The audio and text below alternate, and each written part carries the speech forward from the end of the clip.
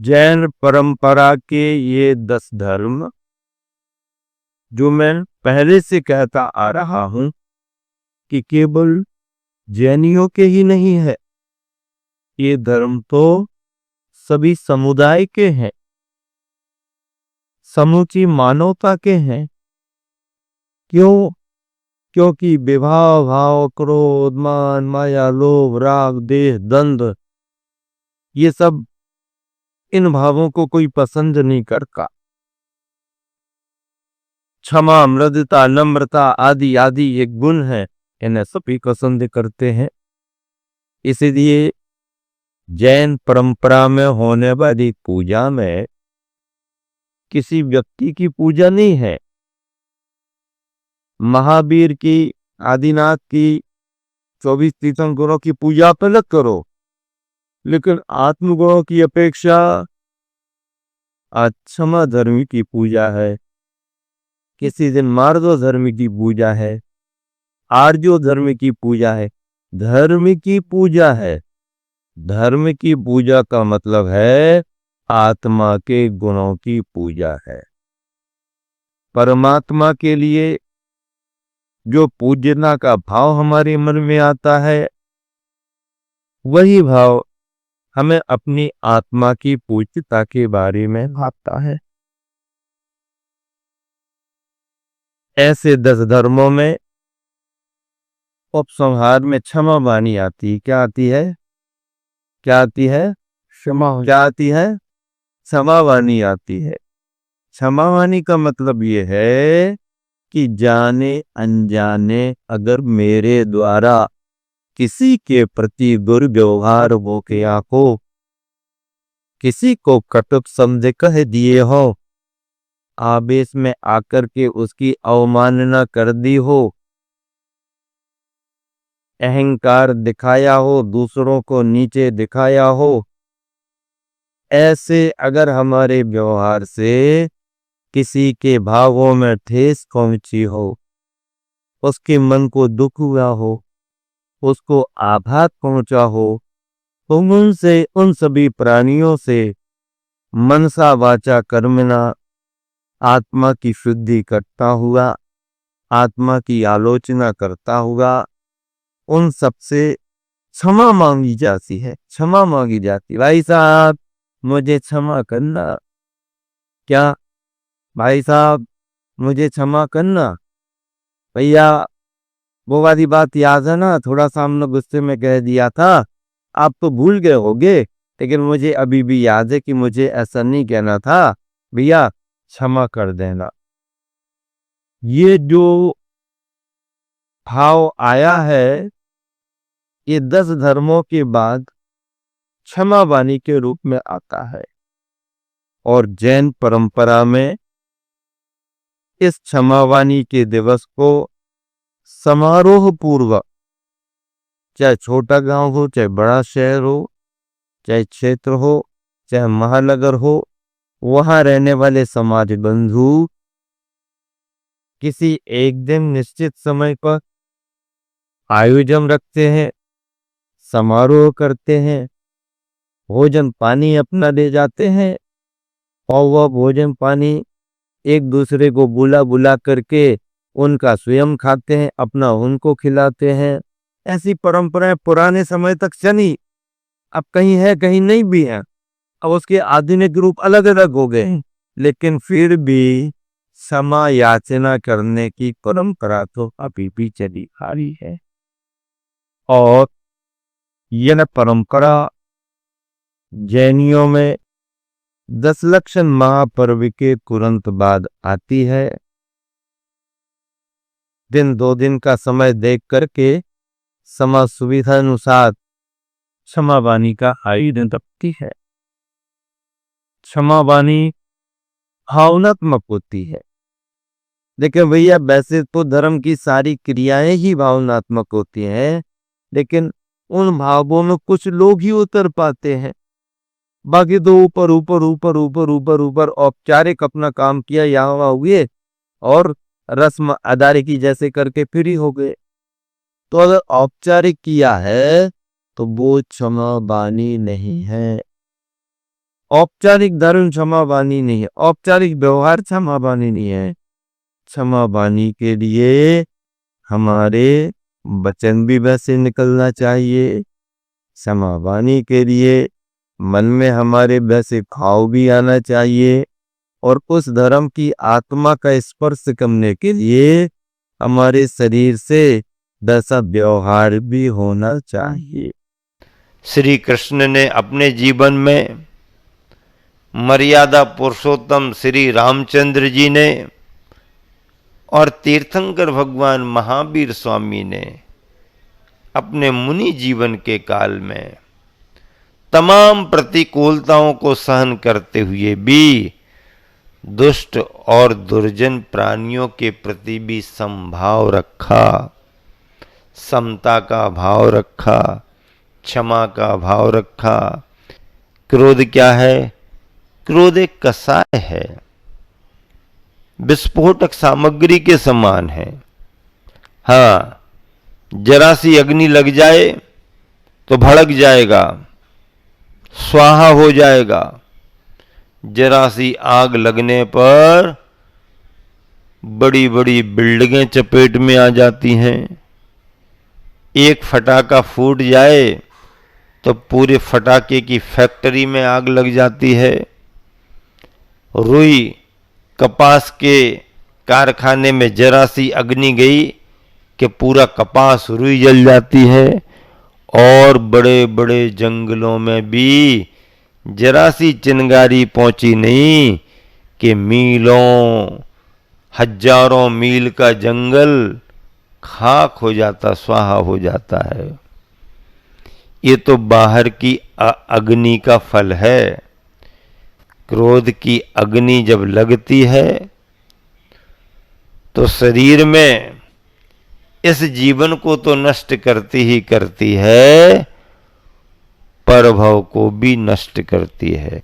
क्रोधी व्यक्ति से दूसरे को नुकसान तो होता ही होता है, क्रोध करने वाले व्यक्ति को स्वयं भी नुकसान होता है। और क्रोध की शुरुआत अज्ञानता से होती है, भावावेश से होती है, और उपसंहार उसका पश्चाताप से होता है। पश्चाताप के अलावा और कुछ नहीं मिलता है।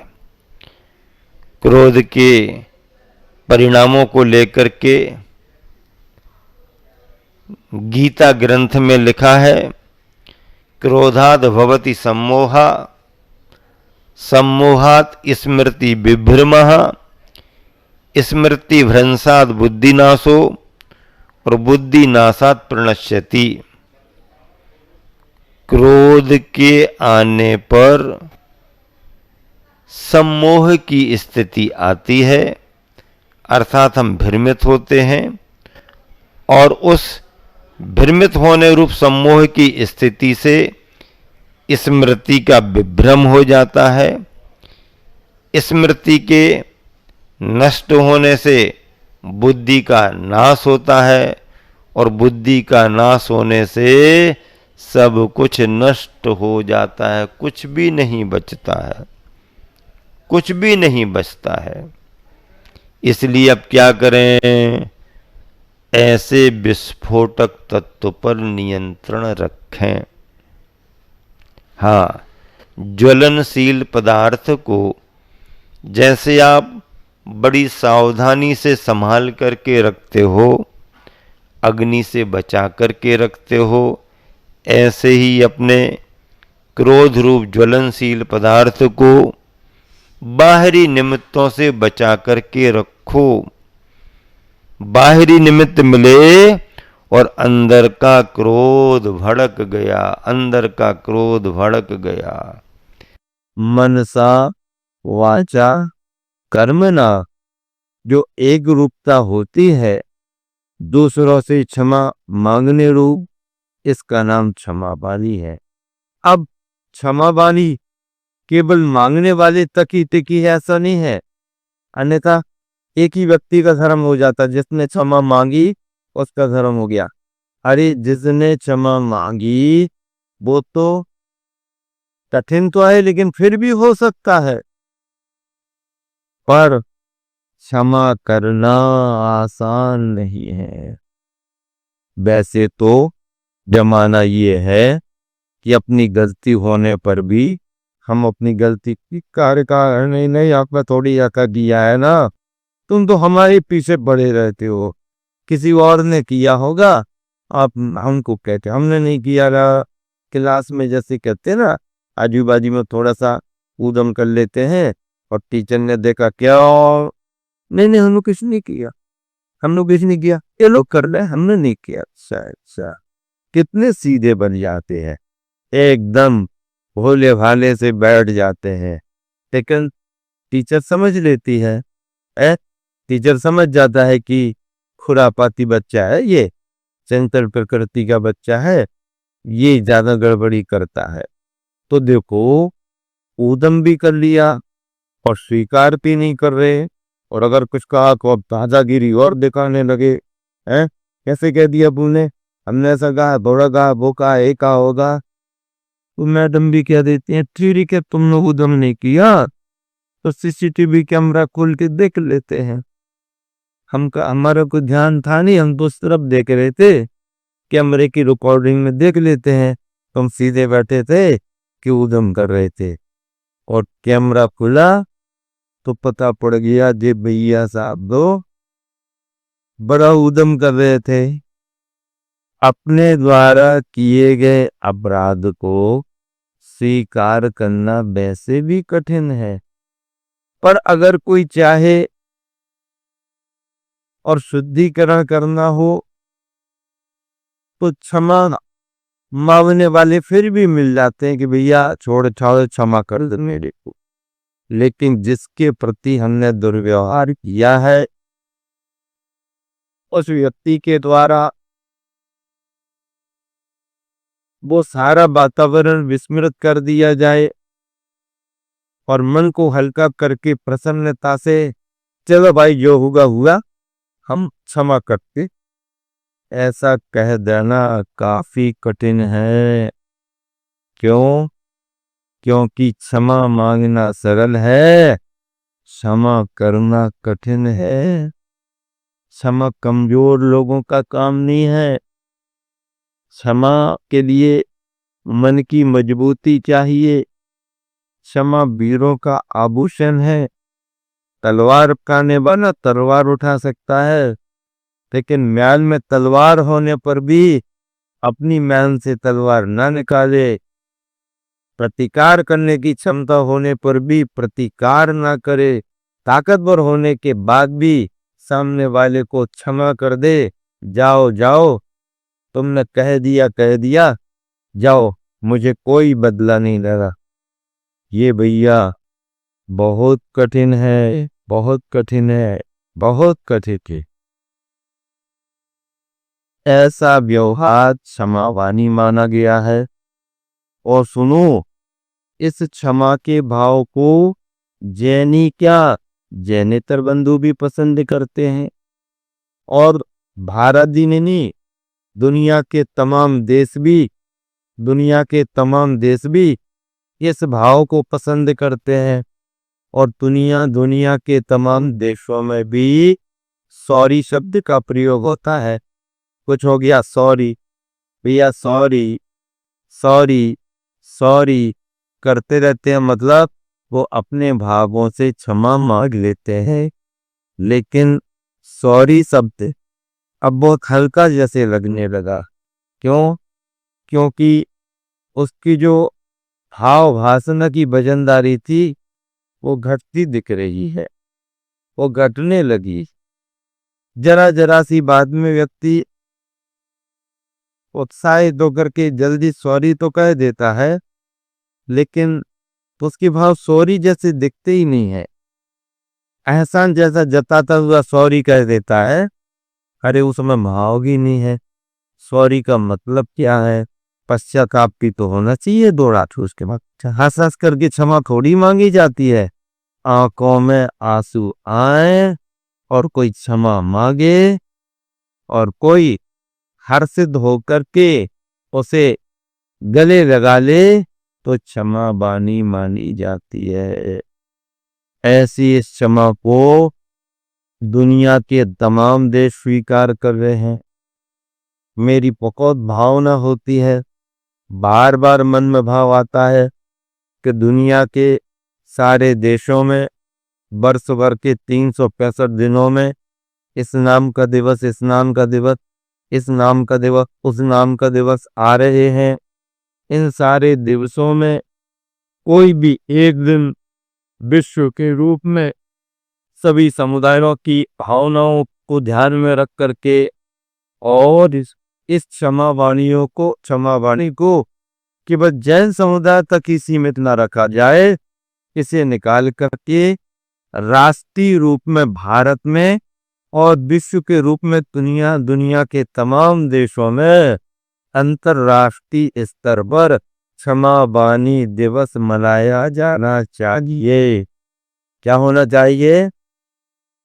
क्षमावाणी दिवस मना अंतर्राष्ट्रीय स्तर पर सारे देश दुनिया में कोई भी एक दिन निश्चित होना चाहिए और समुदाय एकत्र होकर के अपनी अपनी व्यवस्थाओं के अनुसार अपने अपने समाज में आयोजन करें और आपस में खान पान का व्यवहार करते हुए समाज को सरस बनाए, वातावरण समरस बनाए और उस दिवस का नाम क्षमावाणी दिवस होना चाहिए। जिनके मामले बड़े क्रिटिकल हैं, उलझे हुए हैं, कई पीढ़ियों से, कई वर्षों से जिनका बोलचाल बंद है, लड़ाई झगड़े चलते हैं, एक दूसरे को देखना भी पसंद नहीं करते हैं, ऐसे परिवार या व्यक्तियों के उन परेशानियों को समझ करके समाज के प्रतिनिधि, समाज के वरिष्ठ और संरक्षक उन दोनों परिवार कुटुंबों से तालमेल बनाए, बातचीत करें और फिर उनके भावों का निपटारा करें, उन्हें संबोधन दें, उन्हें उत्साहित करें और उनकी बैर बुराइयों का समाधान करके दोनों परिवारों को प्रसन्न करें, उत्साहित करें और क्षमावाणी का पर्व मनाएं। ऐसा क्षमावाणी दिवस अंतर्राष्ट्रीय दिवस होना चाहिए। प्रधानमंत्री जी को इस पर विचार करना चाहिए, प्रदेश के मुख्यमंत्रियों को विचार करना चाहिए, राजनेताओं को विचार करना चाहिए। इस दिवस में कोई भी समुदाय क्यों ना हो, सभी पसंद करते हैं, इसमें किसी समुदाय विशेष की बात नहीं है। और जो सभी जन क्षमा याचना करते हैं, क्षमा भाव रखते हैं, उसी की बात मैंने कही। ओम नमः सबसे क्षमा, सबको क्षमा, सबसे क्षमा, सबको क्षमा। ओम नमः।